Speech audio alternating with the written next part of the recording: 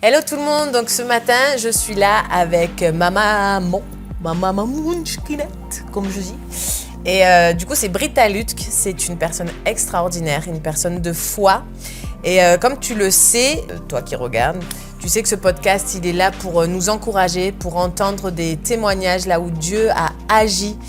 Parce que Dieu est vivant aujourd'hui et il agit dans nos vies, dans les vies de plein de personnes. Et du coup, je voulais commencer avec ma mère parce que c'est vraiment une histoire de fou. En fait, elle a une vie de fou et elle a tellement de choses à partager.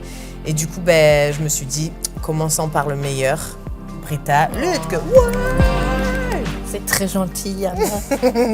En fait, c'est vraiment un honneur de pouvoir partager un petit morceau de mon histoire avec vous. Parce qu'il faut savoir que j'ai 58 ans et ça fait que depuis 38 ans, je suis avec Dieu. Ça veut dire que j'ai trouvé Dieu et c'est une histoire juste incroyable avec beaucoup de choses qui sont passées, avec des guérisons dans mon corps, avec des guérisons dans mon âme, avec une restauration vraiment de mon âme. Et c'est de ça que j'aimerais vous partager aujourd'hui quelque chose que j'ai vécu, qui en fait devenu le centre de ma vie. Vraiment cette guérison dans mon corps et dans mon âme de quelque chose qui s'est passé quand j'avais 2 ans. À partir de 2 ans, dans mon enfance, j'ai été abusée sexuellement par un proche dans la famille et je sais très bien que c'est pas que moi qui a vécu des choses comme ça, mais c'est vraiment un phénomène qui se passe partout dans le monde et c'est juste horrible de vivre ça, un abus, dans n'importe quel abus, mais quand c'est un abus sexuel, ça peut laisser évidemment des traces aussi dans le corps, que ça s'est passé chez moi. Mon corps était détruit et j'étais incapable d'avoir des enfants, d'enfanter des enfants. Et j'ai eu plusieurs opérations. Et avant mon mariage avec Björn, mon mari,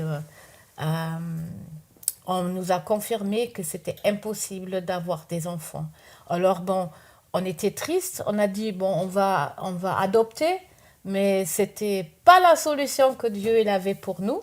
Yes. Et en fait, peu de temps après qu'on a eu cette nouvelle, j'ai trouvé Dieu. Ça veut dire, j'ai compris qu'il m'aimait. En fait, j'avais pas de doute de ça, qu'il y avait un Dieu qui m'aimait. Mais en fait, ce qui a changé à ce moment-là, c'est que j'ai compris qu'il fallait Jésus-Christ pour justement tracer le chemin vers Dieu, qui me pardonne mes péchés et qui me donne la paix, vraiment cette paix et la vie éternelle avec Dieu. Et ça, c'était quelque chose, c'était une révélation, parce que j'étais toujours à la recherche, en fait, de Jésus. Mais ça, à un moment précis, c'était vraiment une révélation que Jésus-Christ, il est mort pour moi à la croix, pour que justement, je peux avoir la paix avec Dieu et une guérison complète aussi dans mon corps. Et il y a quelque chose qui s'est passé qu'on ne peut pas expliquer avec nos mots, n'est-ce pas? Ouais. Mais il y a quelque chose qui s'est passé. Et dis-nous, qu'est-ce qui s'est passé? Alors, qu'est-ce qui s'est passé? C'est peu de temps après, écoutez, j'étais enceinte. Impossible. Pas de moi. Non, impossible pour le gynécologue. D'ailleurs, il a dit c'est impossible. Et j'ai pu témoigner que j'ai trouvé la foi en Dieu et que dans la Bible, c'est écrit que tout est possible pour celui qui croit. Et et peu de temps après, 11 mois après, en fait.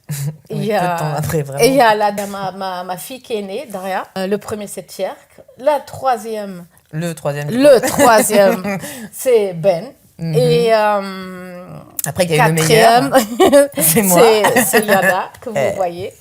Et le 5e enfant, c'est Joey. Et en fait, pourquoi je vous raconte ça?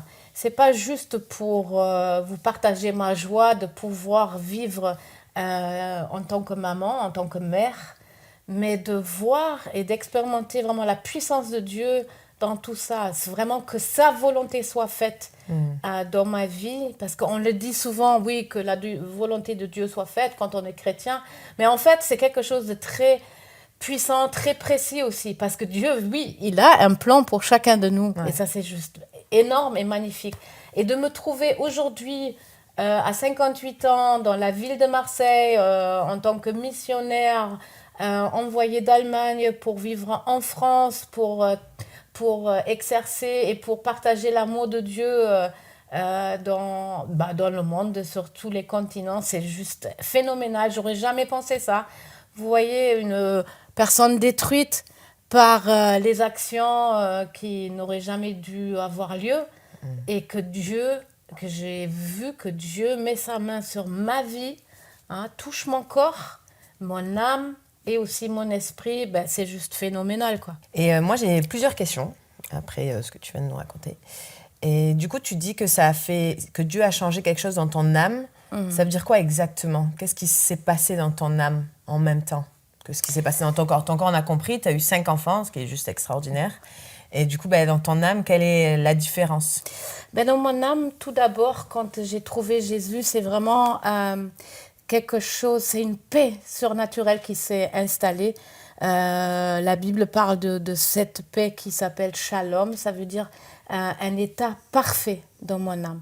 Et ça se vit pas qu'une seule fois, mais vraiment continuellement. C'est tous les jours que je peux vraiment rentrer dans cette paix. C'est une décision de parler avec Dieu, de me laisser diriger. Ça veut dire qu'il nous a donné le Saint-Esprit pour jour après jour, j'ai la force, que je puisse avoir la force pour justement pouvoir aimer, éduquer mes enfants.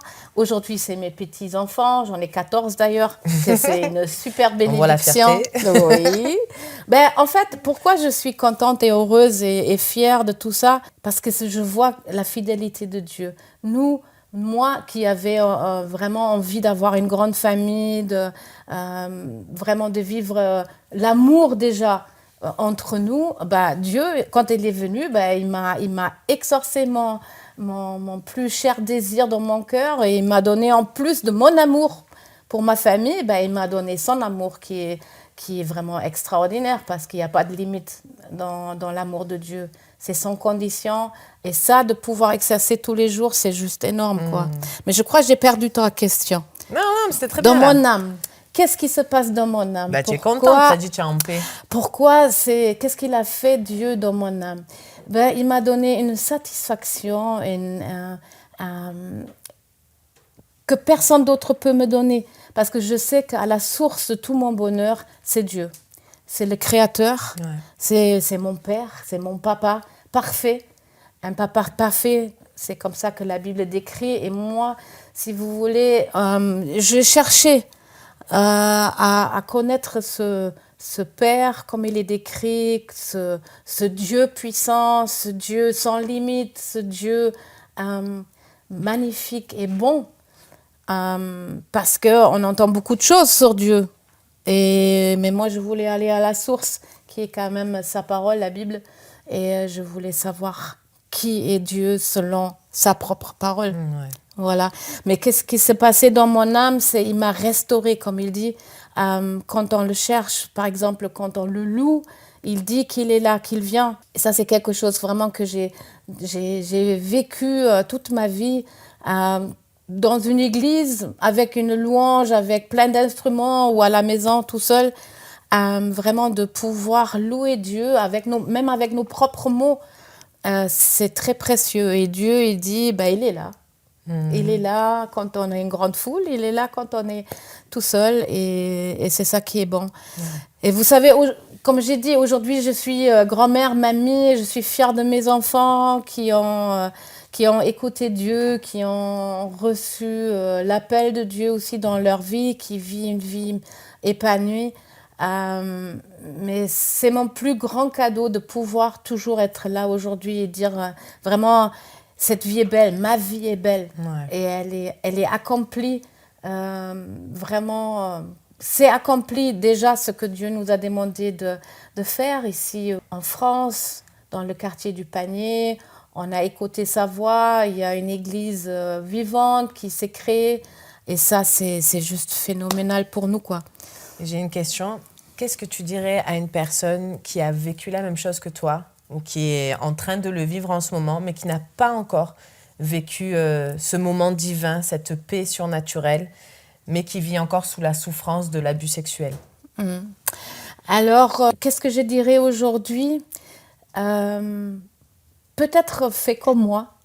À un moment donné, j'ai crié à Dieu et j'ai dit, Dieu, j'ai entendu de quelqu'un que tu existes. Moi, je ne te connais pas encore. Et si tu existes vraiment et si tu m'aimes comme tout le monde me dit, je crie à toi et je veux que tu te manifestes dans ma vie, que tu viens et que tu changes ma vie, que tu touches, que tu guéris ma vie.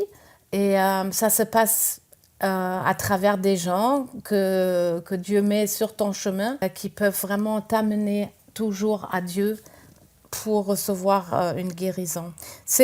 Des fois, c'est un chemin qui prend du temps. Des fois aussi, il y a des professionnels qui font partie de ton chemin de guérison. Et c'est important parce que on verra le moment ou les moments, les étapes où Dieu intervient et il te guérit ton âme, guérit ton corps. Le monde autour de toi le verra. On m'a dit à chaque étape dans ma vie où il y avait vraiment Dieu qui intervenait, qui guérissait, je vais être plus précis, par exemple, qui me permettait de parler avec les gens librement, sans bégayer, sans rougir. C'était des étapes énormes pour moi. Moi qui n'avais pas du tout une confiance en moi, qui était détruite. Hein. Je crois, toi qui a vécu la même chose, tu comprends ce que je veux exprimer. J'étais détruite intérieurement, pas de confiance en moi, j'étais très timide, je ne pouvais pas parler devant les gens, impossible de faire un interview comme ça, c'était impossible. C'est fou, hein? Et, oui, et j'étais impossible de parler librement. Du coup, quand il y avait les premiers signes de guérison pour tout le monde, ça se voyait et les gens disaient « mais qu'est-ce qui se passe ?» Et du coup, j'ai pu vraiment parler de Dieu. Qu'est-ce qui s'est passé? Que c'est lui, c'était une intervention divine de comprendre ma place en tant qu'enfant de Dieu,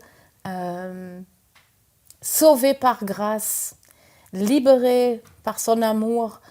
Ça, c'est des choses que tu as peut-être entendues, mais pour moi, je suis un exemple vivant que c'est vraiment Dieu qui, quand il intervient, c'est parfait, c'est une œuvre parfaite. Ouais. J'aimerais bien, si tu veux bien, toi aussi, amener la personne qui nous regarde à prier, à te répéter, en fait. Donc, si tu veux prier et la personne en face qui est concernée, si tu sens en ce moment même que voilà, ton cœur il bat plus fort ou tu sens que c'est un moment pour toi, tu sens que voilà, il y a une réponse à ta vie dans ce que tu viens d'entendre de Britta Lutck, répète après Britta, elle va prier, elle va t'amener dans une prière et si tu veux bien, ça va? Oui. Ouais.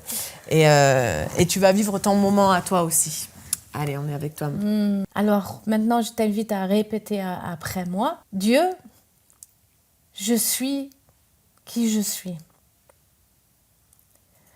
Et je ne te connais pas. Mais j'ai entendu ce témoignage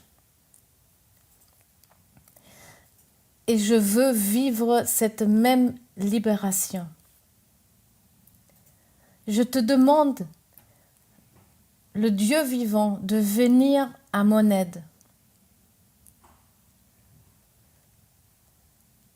Je suis brisée dans mon cœur. Et j'avais pas d'espoir. Et j'ai trop mal. Mais toi, Jésus-Christ, tu es venu. Et je veux le croire.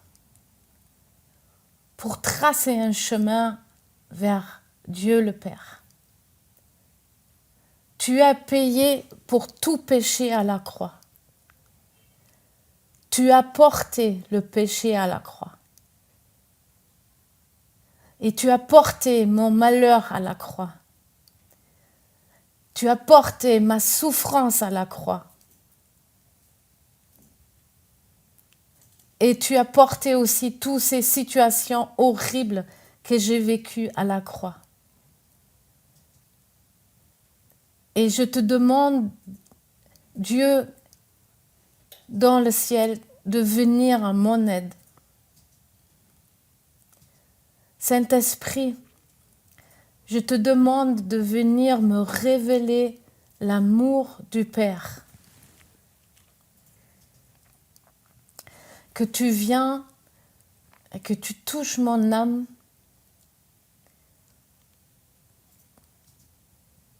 Que je puisse rencontrer le Dieu d'amour.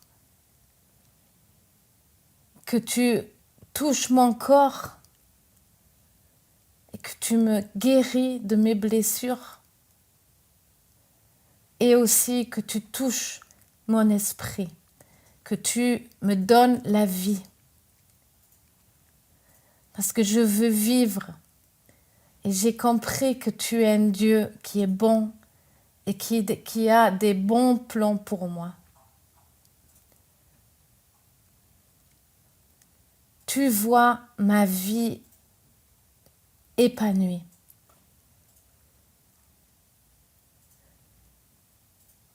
Et je veux te dire merci pour ton action de grâce dans ma vie. Et je ne veux plus te lâcher. Manifeste-toi dans ma vie. Amen. Amen. Wow. Merci beaucoup, maman, pour Britta Lutke, pour ce moment, vraiment, pour ton histoire, pour ce partage.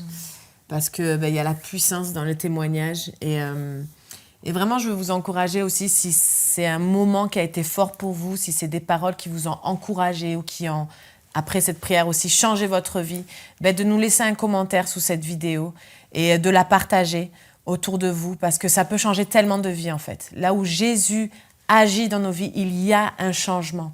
Il y a des changements de vie, comme Britta Lutke l'a raconté pour sa vie à elle.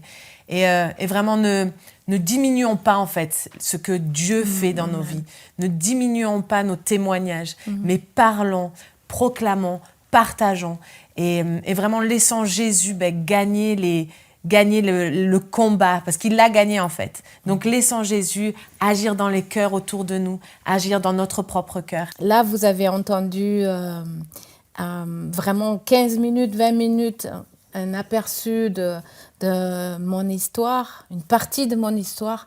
Mais évidemment, c'est important de regarder un peu plus en profondeur, parce que c'est un sujet qui est violent et qui laisse des traces très violentes aussi dans la vie des personnes qui étaient abusées. Du coup, ça, c'est juste un sujet, mais j'aimerais vous inviter à écouter les autres podcasts qu'on va faire, qu'on va créer, pour qu'on puisse voir ensemble comment sortir de cette situation d'abus avec l'aide de Dieu et de voir comment une reconstruction parfaite est possible avec lui. Yes. Donc là, on a entendu pendant quelques minutes, en gros, une petite partie de ton histoire. Mais je pense, toi comme moi, on a envie d'entendre plus, d'avoir plus de détails sur toutes les victoires que tu as eues dans ta vie grâce à Jésus. Parce qu'il s'est manifesté au travers de toi et en toi. Donc vraiment, si toi, tu as envie... T'as envie, toi, de partager plus? J'ai envie. Et si vous, ça vous intéresse, si toi, ça t'intéresse d'entendre plus, reste connecté, regarde les prochaines vidéos, parce qu'il y a tellement de trésors dans la vie de ma mère, de Britta Lutke, il y a tellement de trésors, tellement d'histoires où Jésus nous montre tout simplement qu'il est vivant aujourd'hui et qu'il agit dans nos vies. Donc, vraiment, je t'encourage à écouter le reste et les suites, tous les autres podcasts. Et puis, on vous dit à très vite et bye bye.